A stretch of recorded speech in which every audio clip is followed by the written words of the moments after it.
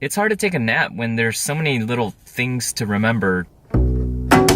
In this one, we explore why, after coming home from a full day's worth of work, the house is a mess and there's no dinner. I mean, didn't my partner have all day to do it?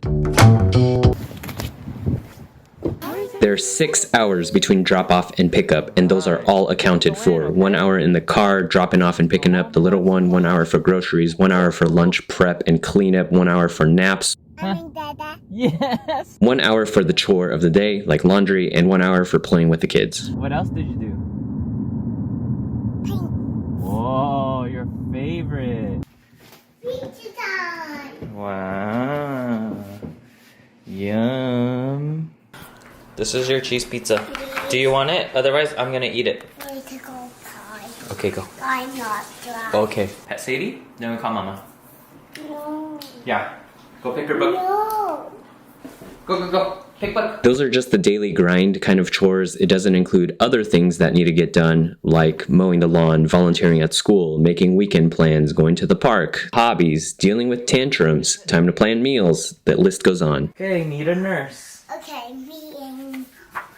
Theo and I have been learning so much about how he helps us every day. Hey, stop! Hey! It's nap time now. If I choose to take a nap now, I'll have more energy to do stuff and have more patience with the kids later, etc. But if I get all this stuff done right now, I don't have to worry about managing the kids and doing all this stuff later, so it's really a toss-up. Hey Google, turn master off. Hey, Google. Fell asleep.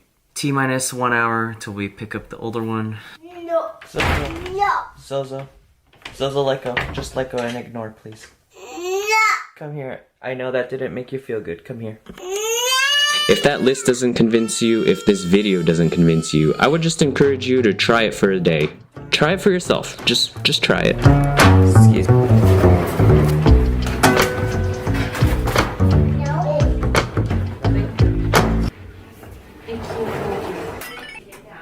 That I asked for 1 minute and you said okay. Now 1 minute is over. Right. Which way do we go? Okay, let's go. It's the little things that add up, like when you're trying to get all the little things together, like the jackets and the helmets, and then the kids are like, Dada, can we go now? Dada, can we go now? Can we go now? Can we go now? Bye-bye. Did you say hi to Miss Julie? Oh, no. This little experiment helped me say goodbye to the, hey, what if I was in the office mentality, how would you do it, to the collective we mentality, even if it disrupts my day for a little bit. We're gonna go home and then we'll have dinner and do pack and then do regular routine. Oh, sorry, I almost rolled on your phone. So what's the plan? Dinner's also Dada shower. When you guys are playing outside, Dada's gonna prepare dinner. You're doing well, Zozo. Legs are getting very strong. Okay, for dinner, chicken, green beans, rice. We've got 1 hour counting down. Kids are hungry, needs a snack. It's go time. Let's go. Sadie, you need to go outside, huh? I need to make dinner.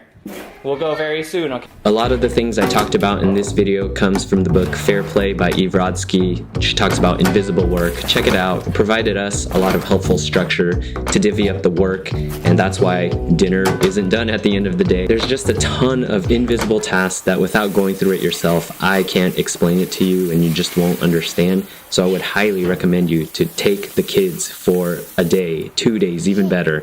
Dinner's almost ready, a little bit later than usual, but should be okay. And in the next one, we'll get into how we have the opportunity to stop generational baggage by how we parent our children.